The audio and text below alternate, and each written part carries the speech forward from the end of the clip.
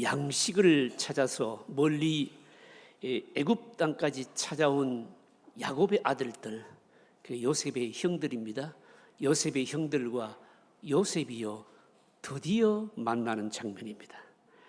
요셉과 그 형제들이 만나게 된 것은 다름 아닌 흉년 때문입니다. 요셉이 꿈을 해석하고 예측하지 않았습니까? 7년 대흉년, 어느 한 지역의 일만이 아니고 중동 전체를 휩쓰는 그야말로 대기근이었습니다. 애굽 나라뿐만 아니고 주변 모든 나라에 심한 가뭄이 닥쳤기 때문에 사람들은 양식을 구하기 위해서 애굽으로 몰려든 겁니다. 애굽으로 양식을 찾으러 온 것은 우리가 이미 알고 있는 대로 애굽은 나일 강이 있지 않습니까? 그래서 어지간한 흉년이 된다 할지라도 양식이 바로 있는 나라입니다. 그래서 애굽으로 양식을 찾으러 주위의 모든 나라 사람들이 몰려드는 그 행렬에 야곱의 10아들들도 함께 끼어 있었던 겁니다.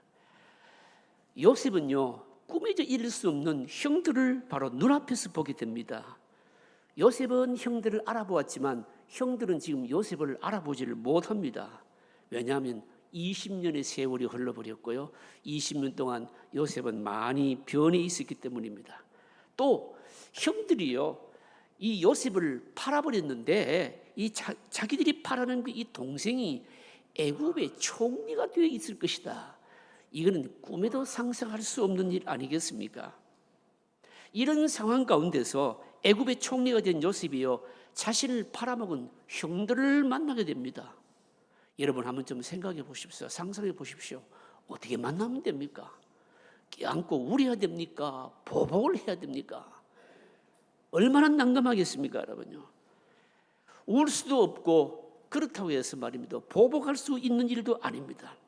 요셉은 이 둘 중에 어느 방법도 취하지 않고 그 대신에 자기 신분을, 총리 신분을 감추고서 지금까지, 그러니까 아버지와 가족들 전체가 어떻게 되어 있는지, 어떤 상태에 있는지 이걸 알아냅니다. 그러면서 여기 양식 구하러 오지 않는 막내 아들 베냐민까지 소식을 다 듣게 되는 겁니다, 여러분요. 그러면서 요셉은 뭘 하는가 하면요, 이 가족들을, 그리고 가나안에 있는 바로 모든 사람들을 어떻게 구원할 것인가, 이걸 바로 생각하는 내용이 오늘 본문의 내용입니다. 오늘 이 본문 전체가 우리에게 주시는 교훈이 뭔가 하면, 과거의 역사, 아프고 고통스러운 상처, 이런 부분들을 하나님의 섭리로 받아들이고, 그리고 또 다른 하나님의 축복의 통로로 바로 요셉이 사용하고 있다라고 하는 것을 주목해야 되는 겁니다. 우리는 살아오면서 과거에 상처 없고 아픔이 없는 사람이 어디 있습니까? 돌이키고 싶지 않고 기억하고 싶지 않는 이런 일들이 없는 사람이 어디 있습니까? 하나님의 백성들은요, 그런 것들조차도 지금 바로 믿음으로 잘 사용해서 축복의 기회로 사용하는 사람들이 하나님의 백성들이다. 오늘 본문 전체가 우리에게 주신 바로 교훈인 겁니다. 오늘 첫 번째로 살펴볼 것은 애굽에 가기를 꺼려하는 야곱의 아들들입니다. 양식이 없어서 상황이 너무 어려운데도 애굽에 양식을 구하려 가지 않는 이 아들들을요, 야곱이 바로 굉장히 책망하면서 본문이 시작합니다. 1절 2절에 보시면 그 말씀입니다. 그때에 야곱이 애굽에 곡식이 있음을 보고 아들들에게 이르되 너희는 어찌하여 서로 바라보고만 있느냐. 야곱이 또 이르되 내가 들은즉 저 애굽에 곡식이 있다 하니 너희는 그리로 가서 거기서 우리를 위하여 사오라. 그러면 우리가 살고 죽지 아니하리라 하며. 여러분, 야곱이 아들들에게 하는 이 말 속에 포함되어 있는 여러분 뉘앙스가 여러분 뭡니까? 야곱의 이 아들들은 양식이 없어서 지금 굶주리고 있음에도 불구하고, 애굽에 양식이 있다는 말을 듣고 있음에도 불구하고 애굽에 가기를 꺼려했다라고 하는 것을 알 수 있습니다. 서로 눈치만 보면서 선뜻 애굽으로 가서 양식을 구해오는 것을 바로 나서질 않았다는 겁니다. 여러분, 그 이유가 뭘까요, 여러분요? 우선 애굽으로 가는 그 자체가 사실 위험합니다. 아브라함이, 우리가 창세기를 묵상하면서 아브라함이 흉년 때에 애굽으로 가다가 사라를 뺏길 뻔한 그런 봉변을 당한 적이 있지 않습니까? 오늘 본문에 보시면요, 야곱도 마찬가지입니다. 10아들을요 양식을 사러 애굽으로 보내면서 마지막 아들 막내 베냐민은 붙들고 있습니다. 그러면서 베냐민은 안 보내는 이유를 설명하거든요. 3절 4절이 그 말씀입니다. 요셉의 형 10사람이 애굽에서 곡식을 사려고 내려갔으나 야곱이 요셉의 아우 베냐민은 그의 형들과 함께 보내지 아니하였으니, 보내지 않은 이유가 뭔가 하면 이는 그의 생각에 재난이 그에게 베냐민에게 미칠까 두려워함이었더라, 이렇게 말씀합니다. 야곱이요, 곡식을 사러 아들 한두 명이 아니고 10명을 보냅니다. 한꺼번에 10명을 보내면서 베냐민만큼은 보내지 않는 이유는요, 애굽이 그만큼 바로 위험한 곳이었다는 것이죠. 여러분, 야곱에게는 진짜 트라우마가 있거든요. 라헬, 자기가 사랑하는 그 라헬의 소생인 요셉을 잃어버리지 않았습니까? 이거는 야곱에게 보통 트라우마가 아니었습니다. 그 사랑하는 아들 요셉의 아우인 베냐민까지 재난을 당하면 어떻게 하나, 그리고 붙들고 있는 겁니다, 여러분요. 요셉에게 있어서, 여러분, 이 야곱에게 있어서 요셉을 잃어버린 것은요, 이거는 그냥 상처가 아니고 하나의 완전히 두려움이었던 겁니다, 여러분요. 그래서 뭡니까? 베냐민만큼은 지키겠다는 거죠. 여러분, 이 야곱의 이 모습이 우리에게 주시는 교훈이 여러분 뭡니까? 사실 요셉을 채색 옷을 입히고 다른 아들들보다도 그렇게 사랑했지만 아버지가 사랑하는 아들을 지켜내지를 못했지 않았습니까? 그럼에도 불구하고 지금 말입니다, 베냐민만큼은 또 내가 지키겠다는 겁니다. 여러분, 우리가 창세기를 통해서 족장들의 이 행적을 이미 묵상하지 않았습니까? 족장들 가운데서 여러분, 야곱의 특징이 뭡니까? 야곱은요, 사실은 집착 증후군이 굉장히 강한 사람인 겁니다. 한 번 붙잡으면 놓기를 싫어하고요, 마음속에 하면 욕심으로 품었다면 내려놓을 줄은 모르는 사람이 바로 야곱 아니었습니까, 여러분요? 끊임없이 손에 쥔 것은 잃지 않겠다, 이 집착에 사로잡히는 그런 기질을 가진 사람이 야곱이었던 겁니다. 지금도 그 모습을 여전히 보여주고 있는 겁니다. 여러분, 이런 사람은, 이런 기질은요, 사실은 하나님을 체험하기는 부적절한 거 아닙니까? 야곱의 이 모습을 통해서 우리가 깨달아야 될 것이 있습니다. 여러분, 우리가요, 내가 아무리 좋아하고 내가 아무리 붙든다고 해도 여러분, 내가 지킬 수 있는 건 여러분 없습니다, 여러분요. 여러분, 신앙생활이 뭘까요? 뭐 여러 가지로 정의할 수가 있겠지만 힘을 빼는 작업이, 내 힘을 빼는 것이 여러 작업이 사실은 신앙생활 아닙니까, 여러분요? 내 힘을 빼게 될 때 비로소 내 것이 되고요, 내 힘을 빼고 하나님을 의지하게 되면 내가 안 지켜도 하나님이 지켜주시는 거 아닙니까, 여러분요? 그리고요, 또 이 야곱의 아들들이 애굽으로 양식 사러 가기를 꺼려한 여러분, 진짜 이유는 따로 있는 겁니다. 뭘까요, 여러분요? 야곱의 아들들, 요셉의 형들에게 여러분, 이 야곱은요, 진짜 구린내 나는 곳이었거든요. 왜 그럴까요? 20년 전에 동생을 팔아먹은 곳 아닙니까, 여러분? 아직까지 팔아먹은 그 동생의 생사조차 모르고 있습니다. 야곱의 이 아들들에게 이 애굽은요, 자신들의 범죄가 생각나는 곳입니다. 아마도 이 야곱의 아들들은 애굽이라면요, 여러분, 밤에 자다가도 벌떡 일어나는 곳이 애굽입니다. 그러니까 아마 애굽이라는 말 자체를 꺼내는 것을 꺼려했을 것이 분명합니다. 그러니까 여러분, 양식이 없어서 지금 막 굶으면서도 여러분, 애굽으로는 가고 싶지를 않다는 거죠, 여러분요. 여러분, 야곱의 아들들, 요셉의 형들의 이런 모습을 통해서 이게 우리에게 주시는 교훈이 여러분 뭘까요, 여러분요? 사람 안에 있는 기억이나 죄의식은요, 아무리 세월이 흘러도 쉽게 없어지지 않는다라고 하는 것을 교훈해 주시는 겁니다, 여러분요. 요셉이요, 여러분, 바로 이 요셉의 형들이 요셉을 팔아넘긴 후 사실은 이미 20년의 세월이 흘렀습니다. 그럼에도 불구하고 누군가가 애굽 그러면요, 등에서 식은땀을 흘리면서도 말하기를 꺼려 했던 곳이라는 겁니다. 여러분, 이건 우리가 충분히 이해가 되죠, 여러분요. 어떤 아이가 슈퍼마켓에서 물건을 훔쳤습니다. 그런데 엄마가요, 슈퍼마켓에 가서 물건 사오라 그럽니다. 가고 싶겠습니까, 여러분요? 안 가고 싶죠, 여러분. 죄라고 하는 것은 시간이 오래 지난다고 해서 없어지는 게 여러분 아닙니다. 죄를 지은 그 사람의 기억 속에 고스란히 남아 있는 겁니다.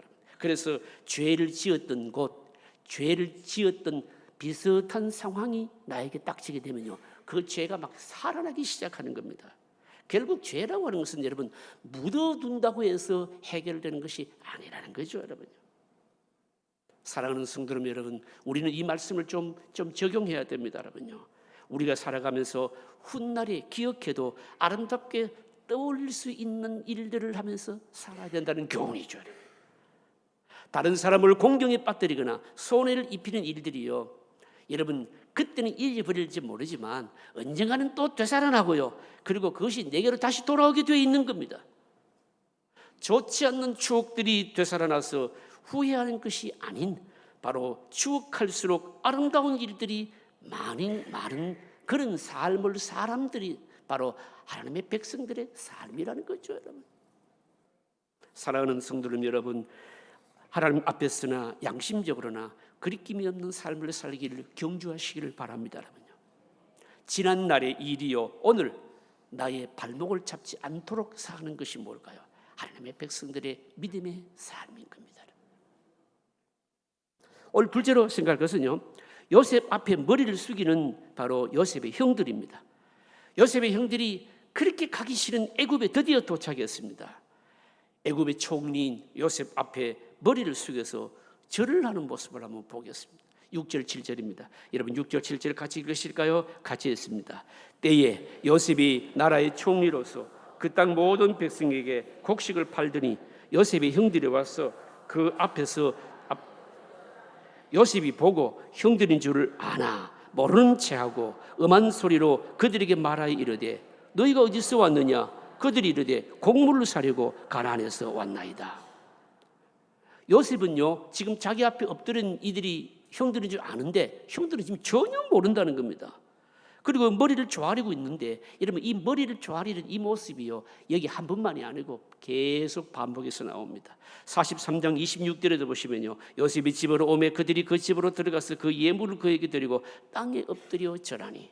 43장 28절에도 보시면 그들이 대답하되 주의 종 우리 아비가 평안하고 지금까지 생존하였나이다 하고 머리 숙여 절하니라. 여러분 요셉의 형들이 한 번이 아니고 반복해서 이 머리를 요셉에게 조아리는 이 모습이 여러분 우리에게 뭘 보여주는 걸까요? 요셉과 형들의 바뀐 처지, 이 바뀐 위치, 이 모습을 우리에게 보여주는 건 아닙니까? 지금 요셉은요, 지금 형들의 모든 것을 다 손에 쥐고 있습니다, 여러분. 얼마든지 형들을 죽일 수도 있고 살릴 수도 있습니다. 그런데 바로 이런 결정적인 순간에 요셉이 생각한 것이 뭐냐라고 하는 겁니다. 여러분 뭘까요? 여러분 이게 오늘 본문에서 중요합니다. 9절 말씀입니다. 여러분 9절 한번 읽어보실까요? 같이 읽습니다. 요셉이 그들에게 대하여 꾼 꿈을 생각하고 그들에게 이르되 너희는 정탐들이라 네 나라의 틈을 엿보려고 왔느니라. 뭘 생각했습니까? 꿈을 생각했다는 겁니다. 여러분.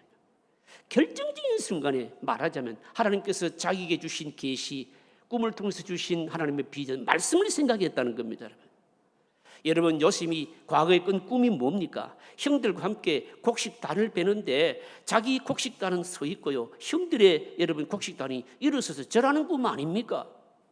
여러분 이 꿈의 의미가 뭡니까? 여러분요, 앞으로 흉년이 들 때 하나님께서 요셉의 곡식을 통하여서 형들을 먹이 살린다는 거죠. 다시 말해서 요셉은요, 하나님께서 자신을 애굽에 보내신 것은 그러니까 자기의 가족과 가족의 구원을 위해서다라고 하는 것을 요셉은 이미 뭡니까? 알고 있었다는 것이죠. 그런데 이것을요, 요셉이 바로 형들을 만났을 때 결정적인 순간에 이것 생각했다는 겁니다. 형들을 만났을 때 형들에게 복수해야 되겠다, 그렇게 하지도 않고요, 섣불리 화해하고 그렇게 하지도 않고요, 꿈을 생각했다, 자기에게 주신 말씀을 생각했다는 겁니다. 여러분 이거는 대단히 중요합니다. 여러분 우리가 살아가면서 결정적인 순간에 어떤 생각을 하느냐에 따라서 그 사람의 미래가 바뀌고요, 인생 전체가 완전히 달라지게 되어 있는 겁니다. 위기에 처했을 때에 실패했던 과거나 용납할 수 없는 일들을 생각하면, 그리고요 그것을 막 감정적으로 대하게 되면 여러분 그 사람의 미래는 밝지 않습니다. 하나님께서 어마어마하게 뭔가 회복을 주시고 복을 주셨는데 그때 말입니다, 이것을 통해서 하나님의 영광을 위해서 생각하지 않고 지난날에 어려웠던 때 나를 힘들게 했던 사람들 그런 걸 생각하면서 하나님 주신 것을 가지고 바로 사용하지 못한다면 여러분 그것도 여러분 바로 문제 아니겠습니까? 여러분? 하나님의 백성들은 결정적인 순간에 하나님의 말씀이 생각나게 되면요 그 사람은 살아나게 되어 있을 뿐만 아니라 앞으로 그의 미래가 환히 열려지게 되어 있는 거 아닙니까? 여러분? 여러분 생각해 보십시오. 요셉이요 지금 형들을 만났는데 앞에서 지금 절을 하고 있는데 이 형들을 보았을 때 지난날에 원한이나 어떤 마음의 원통함이나 어떤 배신감이나 어떤 고통이나 상처나 이런 게 생각이 안 났겠습니까 여러분요? 그러나 요셉을 그의 중심을 잡아주게 한 것은 뭔가 하면 꿈이었고 하나님의 말씀이었다는 겁니다. 하나님이 나를 이곳에 보내신 것은 가족을 구원하고 살리기 위해서야. 그래서 뭡니까? 쉽게 보복을 하지 않고 그렇다고 해서 뭡니까? 껴안고 막 울고 쉽게 자기 감정도 안 드러내고 있는 겁니다 여러분. 요셉의 생각이 뭡니까? 어떻게 하든지 이 10명의 바로 형들뿐만 아니라 온 가족들 애굽에 다시 오게 해서 이들을 살릴 수 있을까? 이것만 생각했다는 거죠 여러분요. 그런데 여러분 한번 생각해 보십시오. 앞으로 흉년은 7년이나 남았습니다. 그런데 이 요셉이요 아버지를 비롯해서 가족들 모두를 다 애굽으로 불러와야 되는데 이거 어떻게 불러옵니까? 이거는 여러분 쉬운 게 아닙니다 여러분요. 왜냐하면 형들은요 양식을 한번 사가지고 가버리면 여러분 그만인 겁니다. 흉년은 앞으로 7년 동안 계속될 것입니다 여러분. 무슨 재주로 가족들을 애굽으로 여러분 데려올 수 있습니까?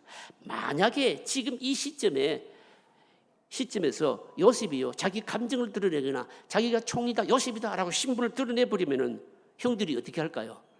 혼비백산하고 도망치지 않겠습니까? 다시는 양식사를 안 올 겁니다. 그러면 아버지와 가족들을 살릴 수가 없는 것이죠. 그래서 요셉은 어떻습니까? 보복도 하지 않고 자기 감정도 신분도 다 감추면서 요셉을 뭡니까? 요셉은요 이 형들을 다시금 신문합니다 여러분. 신문 내용이 바로 9절 하반절에 그들에게 이르되 너희는 정탐꾼들이라 이 나라의 틈을 엿보려고 왔느니라. 무슨 말입니까? 곡식 훔쳐가려고 온 스파이들이라고 하는 거죠. 곡식을 사려고 왔다면 왜 10명씩이나 왔느냐? 너희들은 스파이가 분명하다는 겁니다. 그러니까 형들이 어떻게 합니까? 아니라고 극구 부인하죠. 그러자 요셉이요 계속 형들을 첩자로 몰아붙이면서 딱 몰아붙이니까 형들의 입에서요 아주 중요한 말이 나옵니다. 그 중요한 말이 뭘까요? 13절입니다. 여러분 13절을 보실까요? 13절을 같이 읽겠습니다. 그들이 이르되 당신의 종 우리들은 12형제로서 가나안 땅 한 사람의 아들들이라.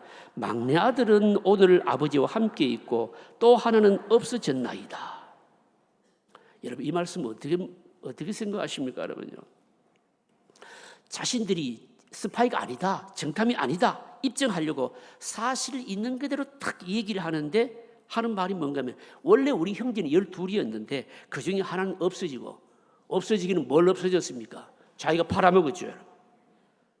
하나는 가나안에 아직 아버지하고 있다 이렇게 얘기하는 거예요. 여러분 이 말은 요셉에게는 굉장히 중요한 정보죠 여러분요. 왜 그렇습니까? 아버지와 동생 베냐민이 살아있다는 겁니다. 이걸 알게 됐잖아요 여러분요. 여러분 그리고 이 요셉의 형들의 말에서 우리가 주목해야 될 게 뭡니까? 요셉의 형들은 굉장히 말하기 고통스러운 걸 지금 말하고 있는 거죠. 그게 뭡니까? 하나가 없어졌다 이 말 아닙니까? 그러면요. 사실대로 말하자면 그들이 다 뭔가 팔아먹은 거죠 이게. 팔아먹었다고 말할 수 없으니까 뭐라고 얘기한다고요? 없어졌다 이렇게 한다는 거죠. 그 없어진 하나가요 지금 뭡니까? 그들을 지금 앞에서 신문하고 있는 겁니다. 여러분 이걸 보게 되면 역사의 아이러니죠. 하나님이 없는 사람들, 여러분 불신자들은 이런 걸 보고요 역사는 세월이 흘러서 심판해 이렇게 말하잖아요. 그런데 우리는 이런 걸 보고 뭐라고 말합니까? God's providence, 하나님의 섭리야 이렇게 얘기하는 겁니다. 하나님께서 역사의 모든 일들을 진행하면서 계획을 가지고 계신데 그 계획을 한치의 오차도 없이 하나씩 하나님의 계획대로 이루어지는 것을 말하는 거 아닙니까 여러분? 그래서 여러분 우리는 하나님 앞에서 숨길 수가 여러분 없습니다 여러분요. 벌금을 듯이 다 드러나기 때문인 거죠 여러분요. 요셉이요 이 형들을 여러분 어떻게 가나안으로 오면서 구원할 수가 있겠습니까? 요셉이 형들의 말을 다 듣고서는요, 이 형들과 가족들을 구원하는 방법을 생각하면서 이 얘기합니다. 그게 뭘까요?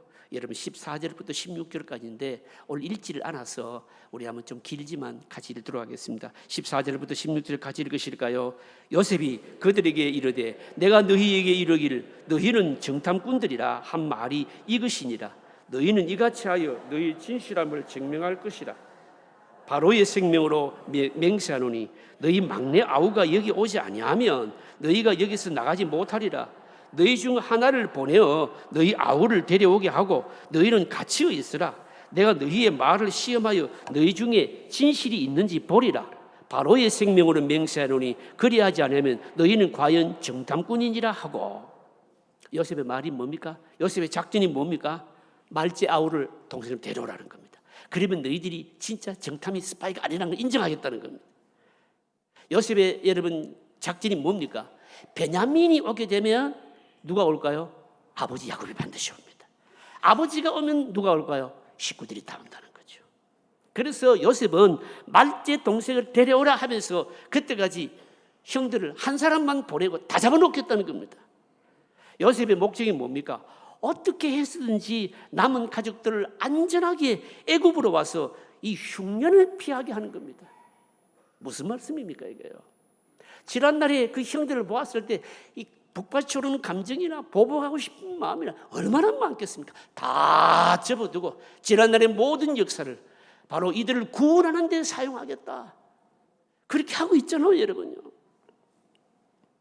그런데 그 방법이 뭡니까? 어떻게 보면 뭡니까? 형들을 뭡니까? 한 사람만 보내 나머지는 볼모로 잡아놓겠다는 겁니다. 그런데 여러분 이 방식이요 참 중요합니다. 왜 그런가 하면 하나님이 우리에 대해서도 이 방식을 사용하시거든요, 여러분요. 여러분 우리는요 하나님 앞에 믿음 생활하면서도 때로는 내가 원하는 것을 다 얻고 나면 뭡니까? 그 다음에 하나님의 소락에서 벗어나려고 할 때가 많죠. 내가 원하는 것 딱 얻으면 여러분 도망할 때가 많습니다, 여러분요. 예수님께서 복음서에 보시면 10명의 문둥병자를 말씀으로 고치셨습니다. 그런데 고치는 방법이 특이했죠. 제사장에게 몸을 보이러 가라. 몸을 보이러 가는 도중에 뭡니까? 고침을 받았는데 9명의 문둥병자들은 뭡니까? 자신의 몸이 나았다는 것을 아는 순간 세상으로 달려가 버렸습니다. 이 문둥병은 세상과 격리되어야 되는데 회복되었다는 것을 아는 순간 세상으로 그만 달려가 버렸습니다. 그런데 유일하게 사마리아 사람은 이러나 저러나 소외된 사람이니까 어떻습니까? 다시 예수님께로 뭡니까? 돌아와서 감사한 것이죠. 육신의 병만 고친 것이 아니라 어떻게 했습니까? 죄의 용서함을 선언하면서 전인적인 치유를 경험하지 않습니까, 여러분요? 요셉의 형들이요 한 번 양식을 사서 도망친다고 해도 기근은 뭡니까? 계속되는 겁니다. 요셉의 형들이 요셉과 진정으로 화해하지 않는 이상 이 기근의 문제는 풀 수가 여러분 없습니다. 그래서 요셉은 그들이 도망하지 못하도록 자꾸 구실을 찾아서 중요한 부분을 가지고 딱 붙들어 놓고 있는 겁니다, 여러분. 하나님도 이렇게 하시죠. 여러분 하나님이요 우리의 결정적인 문제를 딱 붙들고 뭡니까? 놓아주시지 않을 때가 있습니다, 여러분요. 건강이 좋지 않은데 그냥 100% 완전하게 좀 고쳐주시면 좋은데 고쳐주시기는 고쳐주시는데 좀 아직까지 좀 미심적인 부분을 남겨놓습니다, 여러분. 여러분 병 들었을 때요 막 하나님 앞에 죽게 살자 그냥 그렇게 붙들더니요 병이 나으니까요 여러분 교회도 안 온 사람도 있더라고요. 어떤 사람이요 여러분 맙니다. 이 실직자로 있을 때요 교회 모임이라는 모임은 다 참석하더라고요. 그런데 나중에 직장을 넣고 나니까요 교회 출입도 안 하더라고요. 여러분 이게 우리 연약함 아닙니까, 여러분? 그래서 하나님께서는 우리에게 돈을 주실 때도 말입니다. 넘치도록 안 주시는 거예요. 왜 넘치도록 안 주실까요? 여러분 넘치도록 주셔가지고 부족함이 없으면요 나중에 보면요 자기 갈 길 다 가버립니다, 여러분요. 그래서 하나님께서는 결정적인 부분을 딱 붙들어 놓으면서 여러분 도망치지 못하도록 하시는 겁니다, 여러분. 그래서 우리는 생각해야 됩니다. 결정적인 어려운 문제를 통해서 하나님께서 우리에게 더 온전한 신 하나님의 축복, 더 온전한 하나님을 바로 누리도록 하게 하신다. 바로 이겁니다, 여러분. 도무지 풀리지 않는 문제를 통해서 하나님은요, 더 큰 손길을 체험하기를 원하신다. 이게 하나님께서 우리에게 하시는 방식입니다. 우리가 너무 연약하기 때문에 야곱의 아들들을 대하는 요셉의 방식을 통해서 우리에게 주시는 교훈입니다. 사랑하는 성도님 여러분, 아직까지 요 부분만 조금만 해결되었으면 하는 부분이 남아있다면 그 완전하게 해결하려고 하지 말고 그 부분을 통해서 더 하나님께 매이는 끈이 되도록 하시기를 바랍니다. 그러면 그것을 통해서 큰 복이 임하게 될 것입니다. 오늘 마지막으로 생각할 것은 요셉의 위로와 형들의 회개입니다. 요셉은요, 형들이 너무 심하게 위축될까 봐 그들을 가둔 지 3일 후에 풀어주면서 위로를 합니다. 위로를 하는데 위로하는 내용을 한번 보겠습니다. 18절부터 20절입니다. 18절부터 20절 같이 읽어보실까요? 사흘 만에 요셉이 그들에게 이르되 나는 하나님을 경외하노니 너희는 이같이 하여 생명을 보존하라.